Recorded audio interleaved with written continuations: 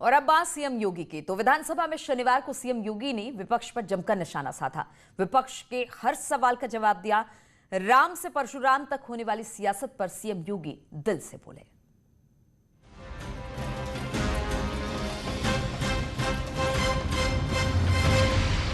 मैं श्लोक और मंत्र तो बोल सकता हूं, लेकिन शायर जानता नहीं, शायरी जानता नहीं। लेकिन इतना मैं जरूर कहूंगा कि चमन को सींचने में कुछ पत्तियां झड़ गई होंगी। यही इल्जाम लग रहा है हम पर बेवफाई का। लेकिन महोदय, चमन को रौंद डाला जिन्होंने अपने पैरों से, वही दावा कर रहे हैं इस चमन की रहनुमाई का।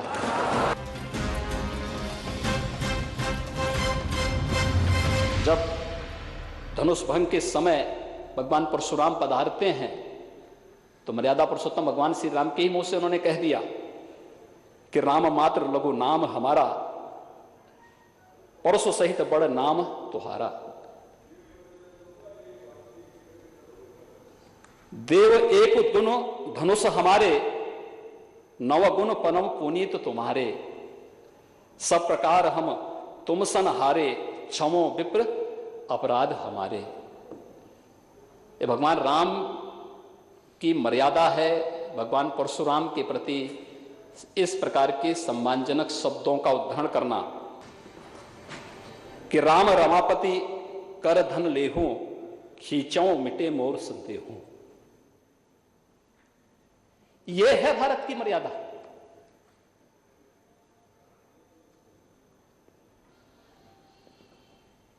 भगवान विष्णु का वह धनुष कि आखिर ये संदेह मिटे कैसे, क्या मैं जो देख रहा हूं क्या वो सच है। और उन्होंने यही कहा, हे राम जो मैं देख रहा हूं ये धनुष लीजिए। राम और परशुराम में तात्विक रूप से कोई भेद नहीं, दोनों भगवान विष्णु के ही अवतार हैं। इस थोड़ा बुद्धि का भेद है। जहां पर बुद्धि का स्तर संकीर्ण और छोटा होता है वे लोग भ्रम में पड़ते हैं, लेकिन तात्विक रूप से शास्त्र ने कोई भेद नहीं माना है, कोई भेद नहीं माना है। और फिर हम सब के यहां लोक भाषा में संत तुलसीदास जी ने तो बहुत अच्छे ढंग से इसकी विवेचना की है।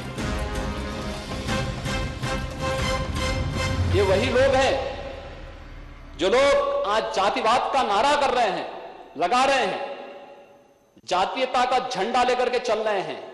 ये वही लोग हैं जब सत्ता में आते हैं तो कन्नौज के एक नीरज मिश्रा नाम के भारतीय जनता पार्टी के कार्यकर्ता का सिर काट करके ब्रीफकेस में भर करके अपने आप मंगाते हैं, और उस शर्मनाक घटना के बाद भी जनता से माफी नहीं मांगते हैं।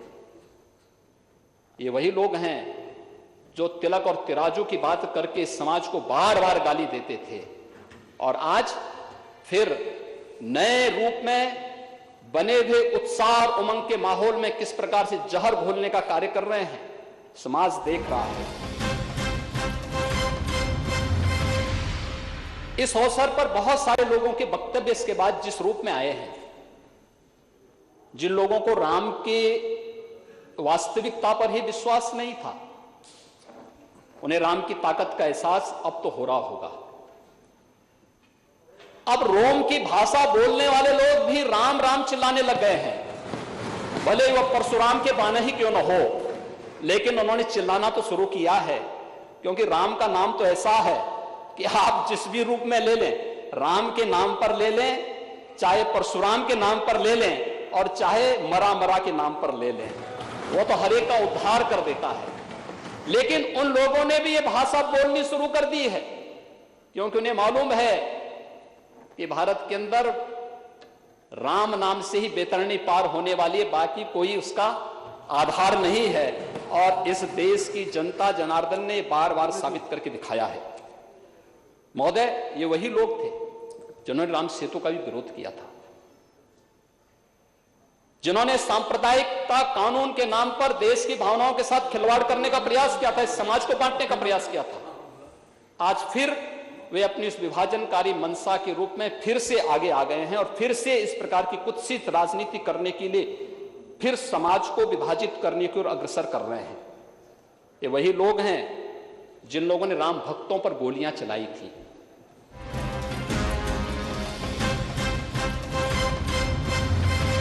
सदन में खानों को बाहर करने की एक नई मुहिम चल पड़ी है।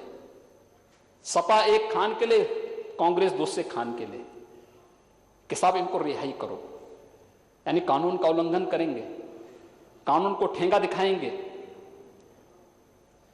उस प्रकार की गतिविधियों में लिप्त रहेंगे जो समाज विरोधी भी हों और कहीं ना कहीं सुरक्षा को चुनौती देती हों, और उस सबके बावजूद गले में तख्ती लटका करके उन खानों का समर्थन हो रहा हो, तो महोदय ये क्या संकेत करता है?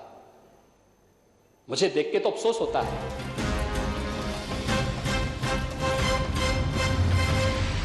दिल्ली का एक नमूना उत्तर प्रदेश में आता है और उत्तर प्रदेश में आके कहता है कि उत्तर प्रदेश में कोविड के खिलाफ कोई रणनीति नहीं बन पा रही है।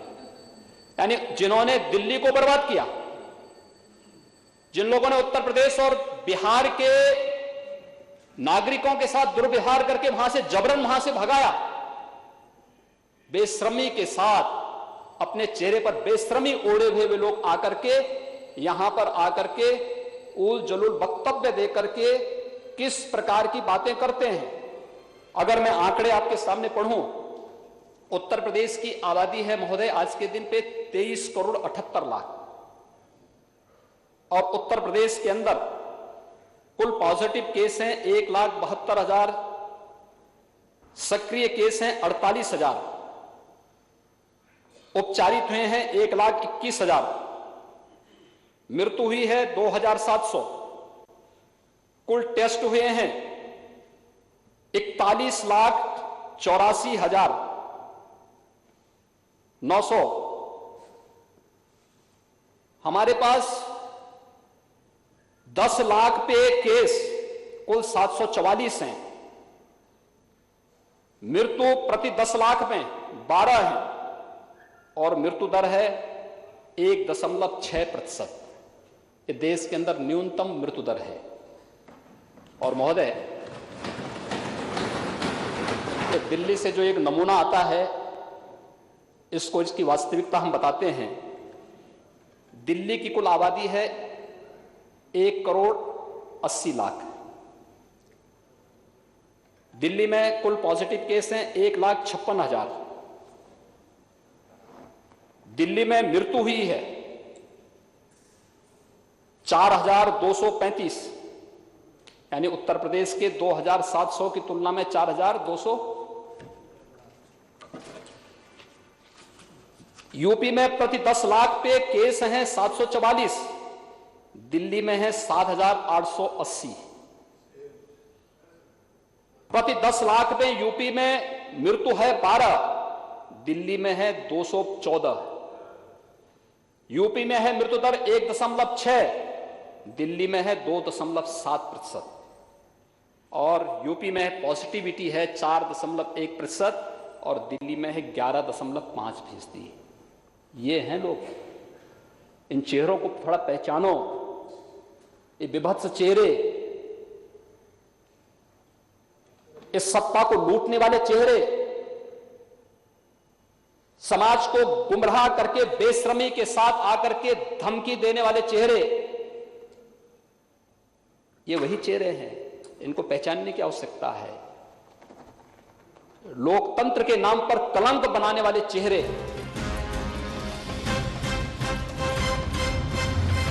कि कांग्रेस के एक नेता तो एक ऐसे व्यक्ति की रिहाई की मांग कर रहे हैं जिसके लिए बाहर से भी थ्रेट आ रहे हैं, अगर छोड़ा नहीं गया तो ये कर लेंगे।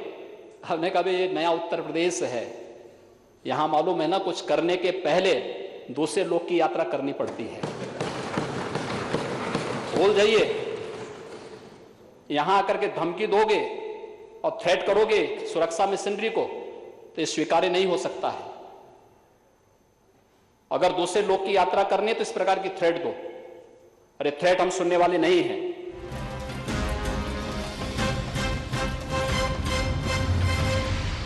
5 अगस्त 2019 में इस देश के अंदर सत्ता लोलुप राजनीति की एक बड़ी गलती का परिमार्जन देश की संसद में आदरणीय प्रधानमंत्री जी के मार्गदर्शन में आदरणीय गृह मंत्री श्री अमित शाह जी ने कश्मीर की धारा 370 को सदैव के लिए समाप्त करके आतंकवाद की ताबूत पर अंतिम कील ठोकने का कार्य किया। तो 5 अगस्त 2020 ठीक एक वर्ष के बाद 492 वर्षों का यह ऐतिहासिक कालखंड भी हम सबको देखने को मिला है। हम सब सौभाग्यशाली हैं कि हमारी पीढ़ी के सामने सारे कार्य संपन्न हो रहे हैं और हम भव्य मंदिर निर्माण का मार्ग देख पाएंगे।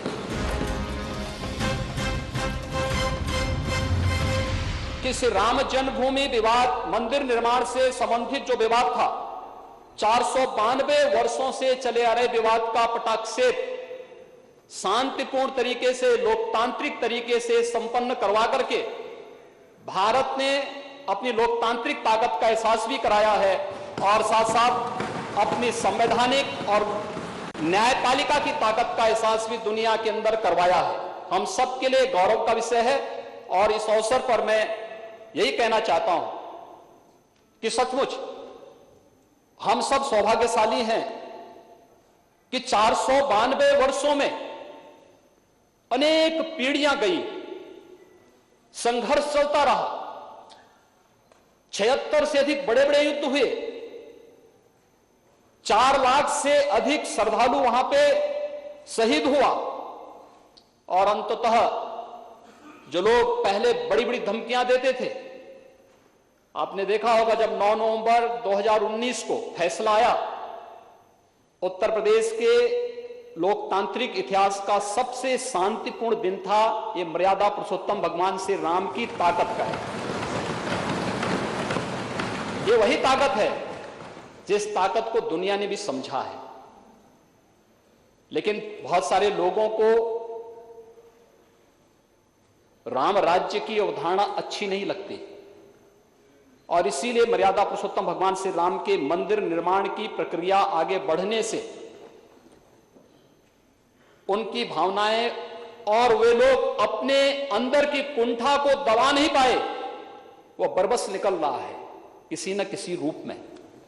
और किस रूप में निकल रहा है मुझे तो देख करके आश्चर्य होता है उन सबके वक्तव्यों को देख करके, और वक्तव्य भी किस रूप में सामने आते हैं। यानी जब देश में हर्ष और उमंग का विषय उत्साह का एक नया माहौल है, दुनिया भारत को बधाई दे रही है, प्रधानमंत्री मोदी जी का अभिनंदन कर रही है, गृह मंत्री अमित शाह जी का अभिनंदन कर रही है। तिथियां किस रूप में मिलती हैं? 9 नवंबर 1989 को पूज्य संतों ने अयोध्या में राम मंदिर निर्माण का एक संकल्प लिया था और 9 नवंबर 2019 में 40 साल के बाद यह फैसला हिंदू समाज के पक्ष में आया, से राम मंदिर निर्माण के पक्ष में आया है और सर्वसम्मत फैसला आया।